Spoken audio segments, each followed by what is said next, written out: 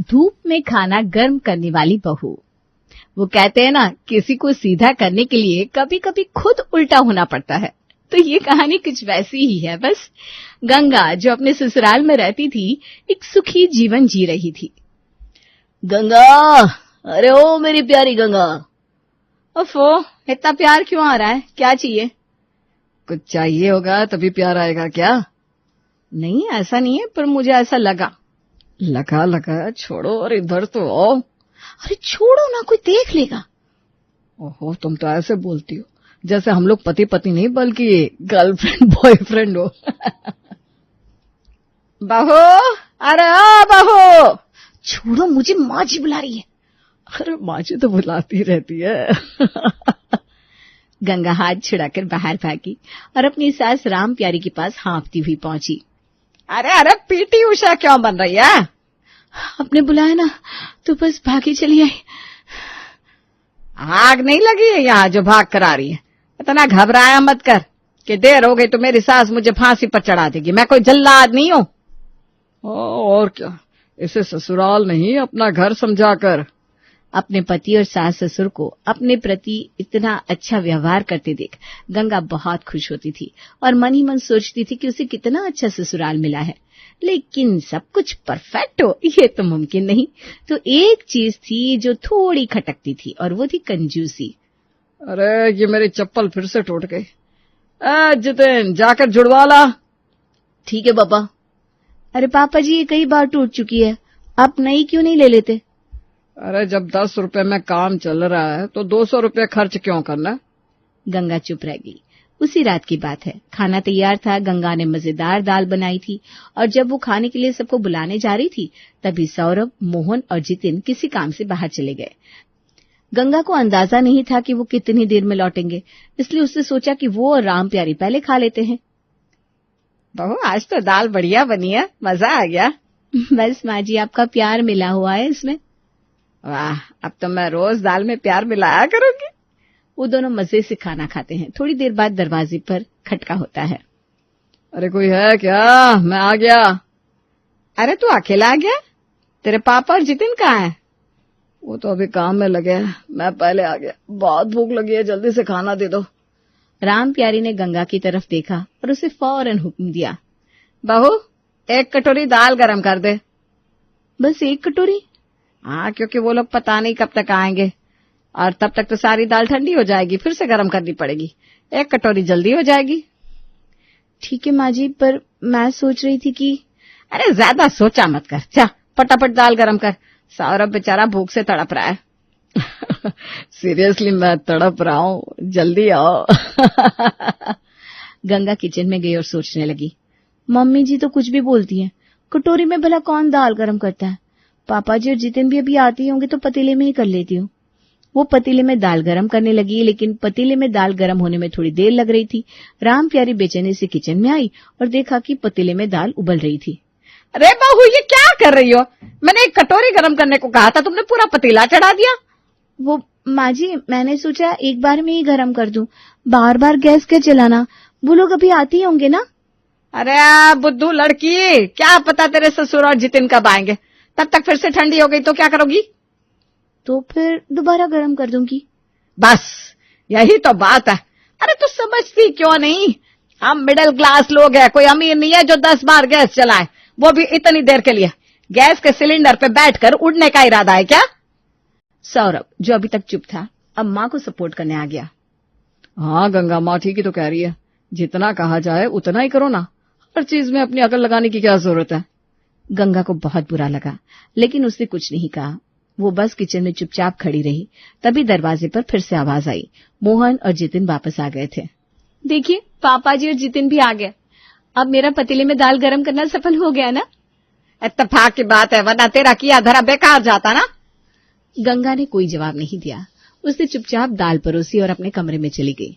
गंगा अपने कमरे में बैठी सिलाई का काम कर रही थी, तभी बाहर से मोहन की आवाज आती है। बहू, ओ बहू, जरा इधर तो आना। गंगा जल्दी से सिलाई छोड़कर उठती है और भागती हुए मोहन के पास पहुंचती है। हाँ बाबूजी, कुछ काम था? कल मुझे बाहर जाना है एक जरूरी काम से, लेकिन सारे कपड़े गंदे पड़े हैं। तू जरा जल्दी से धो दे, कल तक सूख जाएंगे। अरे बाबूजी, इसमें कौन सी बड़ी बात है, आप कपड़े निकाल दीजिए, मैं अभी धो देती हूँ। मोहन अंदर जाकर 4 जोड़ी कपड़े ले आता है और गंगा के हाथ में रख देता है। गंगा जैसे ही मुड़ने लगती है, राम प्यारी की आवाज आती है। अरे यार गंगा, सुन तो, जब कपड़े धो ही रही है तो मेरे भी 2-4 कपड़े धो दे। जी माँ जी, आप भी दे दीजिए। राम प्यारी अपनी 4 साड़ियां और 2 ब्लाउज लाकर देती है। गंगा कपड़े संभाल रही थी कि तभी जितिन भी टपक पड़ता है। अरे भाभी, मेरी ये शर्ट और पैंट भी धो दीजिए ना, बहुत दिन से धोए नहीं है। अरे वाह, आज तो पूरा धोबी घाट खुल गया। गंगा अब पूरे 9 जोड़ी कपड़े लेकर धोने के लिए निकलती है। वो बाल्टी में पानी भरने लगती है, तभी देखती है कि टंकी में पानी ही खत्म हो चुका है। अरे बाप रे, अब पानी भी खत्म।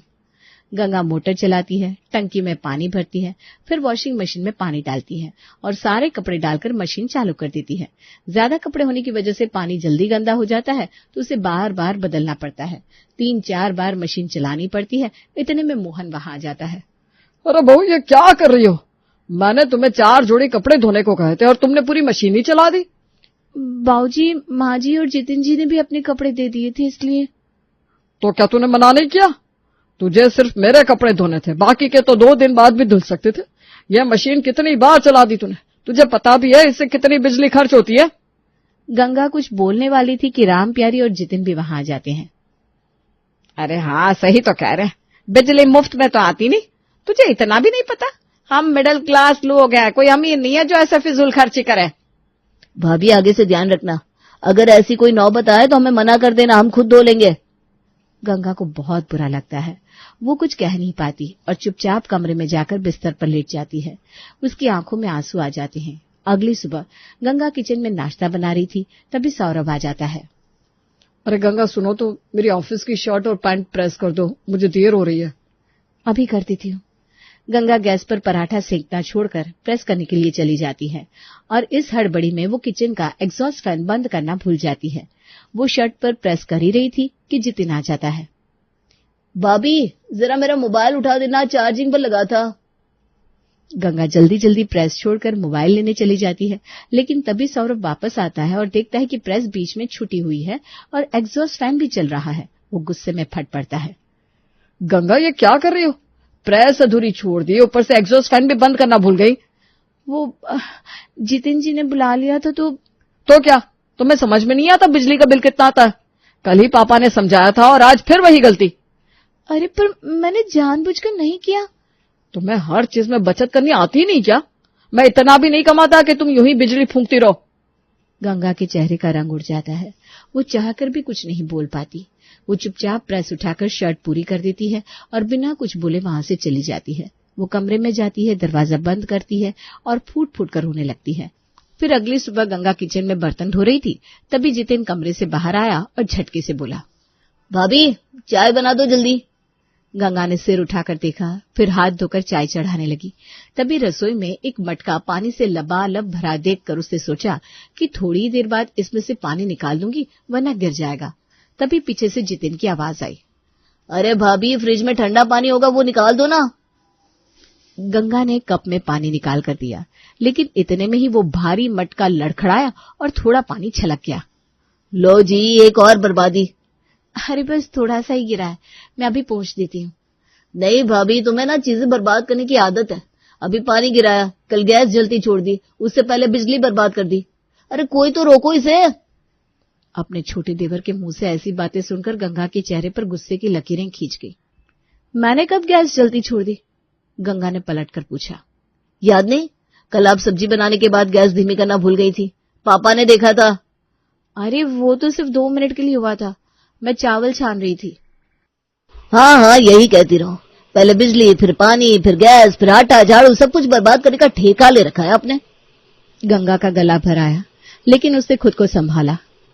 अरे इतनी भी बड़ी बात नहीं है। नहीं भाभी, बात बड़ी है। अब तो हमें तुम्हारे हर कदम पर नजर रखनी पड़ेगी। तभी वहां कुछ ही देर में पूरा परिवार इकट्ठा हो गया। गंगा को सामने बिठाया गया और सुधार सभा शुरू हुई। गंगा बहू, तुम्हें घर के नियमों का पालन करना चाहिए। इतनी सारी चीजों की बर्बादी ठीक नहीं है। नहीं तो क्या, कोई इतना लापरवाह कैसे हो सकता है? तुम जहां से आई हो वहां ये सब होता होगा, पर यहाँ नहीं होता। एक दिन में पानी गिराना, बिजली जलाना, गैस फूंकना, कमाल है भाई। अरे पर आप लोग। अरे वरे छोड़ो, हमें तुम्हारे लिए अफसोस हो रहा है। तुम्हारी गलती पर डांटने के बजाय हम तो बस तुम्हें सुधारने की कोशिश कर रहे हैं। गंगा शॉक्ड रह गई। उसका पति भी ऐसे बोल रहा था जैसे वो घर में कोई बोझ हो। गंगा की आंखों में आंसू आ गए। वो बिना कुछ बोले अपने कमरे में चली गई और खुद से कहा, अब बहुत हो गया। ये लोग समझते हैं कि मैं हर चीज बर्बाद करती हूँ, लेकिन असल में मैं इनके हिसाब से ही चलती हूँ। अब इनको सबक सिखाना ही पड़ेगा। गंगा अपनी पड़ोसन शीला से मिलने गई और उसे सारी बात बताई। शीला हंसकर बोली, अरे गंगा, ये लोग शुरू से ही बहुत कंजूस है। तुम्हें इनकी आदतों के हिसाब से खुद को नहीं चलाना चाहिए। इनको एक बार एहसास कराओ, इनको कुछ भी करके समझाओ, वरना जीवन नर्क हो जाएगा तुम्हारा। अब तो यही करना पड़ेगा। अगली सुबह गंगा अपने प्लान पर अमल करने लगी। सुबह सुबह मोहन कमरे से बाहर आया और बोला, बहू पानी गर्म कर दो, मुझे नहाना है। जी पापा जी, अभी रख देती हूँ। ये कहकर वो पानी गर्म करने के लिए बाहर निकल गई। 20 मिनट बाद मोहन ने आवाज लगाई, बहू पानी गर्म हुआ कि नहीं? अभी नहीं, बस थोड़ा और इंतजार करिए। 20 मिनट और गुजर गए तो मोहन चिल्लाया, अरे बहू पानी गर्म कर रही हो या बिरबल की खिचड़ी बना रही हो? गंगा अंदर आई और मासूमियत से बोली, अभी धूप थोड़ी हल्की है ना पापा जी, थोड़ा और इंतजार कर लो। धूप? पानी गर्म करने के लिए हीटर नहीं लगा? नहीं, मैंने सोचा धूप से भी तो पानी गर्म हो सकता है, क्यों ना सूरज की गर्मी का फायदा उठाया जाए। मोहन का दिमाग झन्ना गया। क्या तुम धूप में पानी गर्म कर रही हो? तुम्हारा दिमाग खराब है क्या? अरे आप ही तो कहते हैं मैं बिजली बर्बाद करती हूँ, तो मैंने सोचा बिजली बचाने का यही सबसे अच्छा तरीका होगा। मोहन को ये सुनकर गुस्सा आया और वो ठंडे पानी से ही नहाकर चला गया। गंगा का धूप में पानी गर्म करने वाला आइडिया जब बाकी घर वालों को पता चला तो सब हंस हंस कर लोटपोट हो गए। उन्हें लगा कि गंगा मजाक कर रही है, लेकिन उन्हें क्या पता था कि ये कोई मजाक नहीं है, बल्कि आने वाले समय में ये उनके लिए एक बड़ा सबक बनने वाला था। अरे गंगा, तुम भी ना क्या करती हो। तुमने तो पापा को गुस्सा ही दिला दिया। लेकिन मजा आया। हाँ मजा तो आया। अच्छा बस करो, अपने बाप का मजाक उड़ाते शर्म नहीं आती। सब लोग हंसी मजाक में लगे हुए थे। तभी सौरभ बोला, अच्छा सुनो गंगा, मेरी शर्ट प्रेस कर दो। कल करके रखी थी ना, पर क्रीज खराब हो गई है। अभी करती हूँ। ये कहते ही गंगा ने एक लोहे का पटला उठाया और छत पर भाग गई। अरे इससे क्या हो गया? लगता है कोई जरूरी काम याद आ गया होगा। थोड़ी देर तक जब गंगा वापस नहीं आए तो सौरभ खुद देखने गया। बाहर का नजारा देखकर उसके होश उड़ गए। गंगा छत पर पटला धूप में रखकर उसके गर्म होने का इंतजार कर रही थी। अरे गंगा, तुम यहाँ क्या कर रही हो? गंगा ने बड़े मासूम अंदाज में जवाब दिया, आपकी शर्ट प्रेस करने का इंतजाम कर रही हूँ। पर यहाँ छत पर? अरे धूप तेज है, पटला गर्म हो जाएगा ना, फिर उससे शर्ट प्रेस कर दूंगी। वैसे भी बिजली बर्बाद क्यों करनी। ये बात जितिन और राम प्यारी ने भी सुन ली और वो हंसते हंसते बेहाल हो गए। सौरभ सिर पकड़कर बोला, गंगा तुम सच में पागल हो गई हो। नीचे चलो और प्रेस से इस्त्री करो। ओहो, यानी जब मैं गैस, पानी, बिजली बचाने की कोशिश करूं तो मैं पागल, पर जब आप लोग मेरे ऊपर इल्जाम लगाते हैं कि मैं बर्बादी करती हूं तब सही। बस मैं खुद ही प्रेस कर लूंगा। ये कहकर वो गुस्से में नीचे चला गया और अपनी शर्ट प्रेस करने लगा। हाथ हो गई आज तो। गंगा को पता नहीं क्या हो गया। मुझे कुछ नहीं हो रहा, मैं तो बस आप लोगों जैसी बन रही हूँ। सौरभ ने कोई जवाब नहीं दिया और वो ऑफिस चला गया। अब तक घर में कोई गंगा को गंभीरता से नहीं ले रहा था। सबको लग रहा था कि ये बस उसकी कोई नादानी भरी हरकत है, पर गंगा के दिमाग में एक और मास्टर प्लान था। दोपहर के खाने का समय हुआ। राम प्यारी ने गंगा से कहा, चलो जल्दी से खाना बना दो, बहुत भूख लगी है। अभी रख रही हूँ। ये बात हुए आधा घंटा बीता। राम प्यारी ने फिर पूछा, खाना बन गया? अभी तो दाल नहीं बनी, बाकी सब कैसे बनेगा? तो इतनी देर से क्या कर रही हो? दाल रख दी है, बस पकने का इंतजार है। राम प्यारी को कुछ गड़बड़ लगी। वो किचन में गई पर वहां गैस जल ही नहीं रही थी। गंगा, ये क्या मजाक है? दाल कहाँ पक रही है? छत पर रखिए ना, धूप में। धूप की गर्मी से उबल जाएगी, फिर चावल चढ़ा दूंगी। वाह भाभी, धूप में दाल पकाने का जुगाड़, तुम सच में महान हो। Thank you thank you. Thank you की बच्ची, ऐसे खाना तो शाम तक नहीं बन पाएगा। मेरे पेट में चूहे दौड़ रहे हैं, मैं उनका क्या करूं? तुझे आज किसी शैतानी कीड़े ने काट लिया है क्या, जो तू ऐसी हरकतें कर रही है? मैं तो बस आप लोगों जैसा बनने की और बर्बादी से दूर रहने की कोशिश कर रही हूँ। तू बर्बादी से बचने की नहीं, हमें बर्बाद करने की कोशिश कर रही है। तो अब मैं क्या करूं? मैं भी तो घर के नियमों के हिसाब से चल रही हूँ। बिना जरूरत के बिजली, गैस, पानी कुछ भी खर्च नहीं करूंगी। राम प्यारी गुस्से में किचन में गई और खुद खाना बनाने लगी। दिन तो जैसे तैसे बीत गया, पर अब रात के खाने की बारी थी। चलो अब सही से खाना बना दो। दिन भर जो नौटंकी कर रही थी वो काफी हो गई। कैसे बनाऊं? गैस जलाऊंगी तो गैस खर्च होगी, इंडक्शन चलाऊंगी तो बिजली जलेगी और धूप तो है नहीं। अब बताइए क्या करूं मैं? अब तक सबके सब गुस्से से लाल हो चुके थे। सौरभ गरज कर बोला, गंगा बस करो, जल्दी से किचन में जाओ और खाना बना दो। नहीं नहीं नहीं नहीं, मैं अब कुछ बर्बाद नहीं करूंगी। आज तक आप ही लोग कहते आ रहे थे कि मैं चीजें बर्बाद करती हूँ। अब मैं हर चीज को बचाऊंगी। और फिर हम खाएंगे क्या? बाहर से मंगवा लीजिए। बाहर से? हम बिजली बचाने के चक्कर में 4 गुना ज्यादा पैसा खर्च करें? अरे तो क्या हुआ, आखिर संसाधनों की बर्बादी तो नहीं होगी। तभी उनकी पड़ोसन शीला वहां आ गई। गंगा बिल्कुल सही कह रही है। अब तक आप सब इसे ही गलत ठहराते रहे। अब जब ये वही करने लगी जो आप चाहते थे तो बर्दाश्त नहीं हो रहा। अब जितिन और बाकी घर वालों को समझ में आ गया कि गंगा ने ये सबक सिखाने के लिए किया था। उनका अपना दोगलापन उनके सामने था। उन्होंने ही गंगा को हर बात पर दोष दिया और जब उसने वही नियम उनके लिए लागू किए तो सबके सब परेशान हो गए। हम आपकी ये बात समझ नहीं पाए, सॉरी भाभी। सबक सिखाने का भी क्या यूनिक तरीका निकाला तुमने। अब समझे, मैं कोई चीज बर्बाद नहीं करती थी, बस जरूरत के हिसाब से इस्तेमाल करती थी। पर आप लोग हर छोटी बड़ी चीज में मुझे जिम्मेदार ठहराते थे। अब आपको एहसास हुआ ना कि अगर मैं सच में संसाधनों की बर्बादी करने लगूं तो क्या हाल होगा। हाँ बाबा समझ गए, माफ कर दो हमें। मैं भी समझ गया।